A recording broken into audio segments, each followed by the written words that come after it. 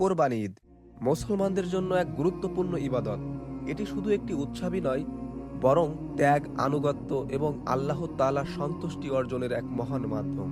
এই কোরবানির মাধ্যমে একজন মুসলিম শেখে কিভাবে নিজের প্রিয় জিনিসকেও আল্লাহর পথে ত্যাগ করতে হয়, কিভাবে নিজের ভিতরের লোভ, অহংকার এবং স্বার্থকে কোরবানি দিতে হয়। যশোর সদর উপজেলার বসুন্দিয়া ইউনিয়নের গাইতগাছি গ্রামের সন্তান মোড়ল ফারুক পেশায় একজন সফল ব্যবসায়ী।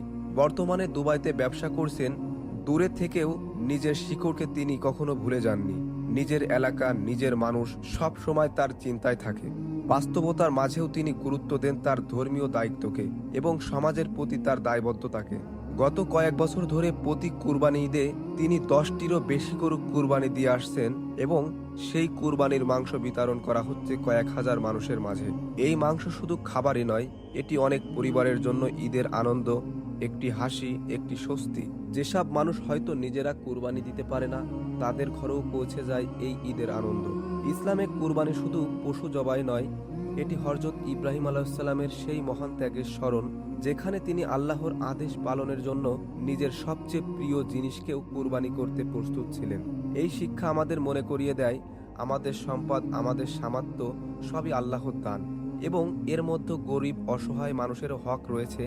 কোরবানির আসল সৌন্দর্য তখনই প্রকাশ পায় যখন এর মাংস ভাগাভাগি করে দেওয়া হয় আত্মীয় স্বজন, প্রতিবেশী এবং অসহায় মানুষদের মাঝে। মোড়ল ফারুক সেই শিক্ষাকেই বাস্তবে রূপ দিচ্ছেন। নিজের সামর্থ্য অনুযায়ী মানুষের পাশে দাঁড়িয়ে তার এই উদ্যোগ শুধু সাহায্যই নয়, এটি একটি বার্তা, যেখানে চাইলে একজন মানুষ সমাজে ভালো কিছু পরিবর্তন আনতে পারে। আজকের দিনে যখন অনেকেই শুধু নিজের কথা ভাবে, সেখানে এমন উদ্যোগ আমাদের নতুন করে ভাবতে শেখায়। আসুন আমরা সবাই কোরবানির প্রকৃত শিক্ষা গ্রহণ করি, শুধু আনুষ্ঠানিকতায় সীমাবদ্ধ না থেকে এর আসল অর্থটা বুঝি, ত্যাগ করি, দান করি এবং মানুষের জন্য কিছু করার চেষ্টা করি। কারণ এই দুনিয়ায় মানুষের জন্য করা কাজই শেষ পর্যন্ত সবচেয়ে বড় হয়ে থাকে।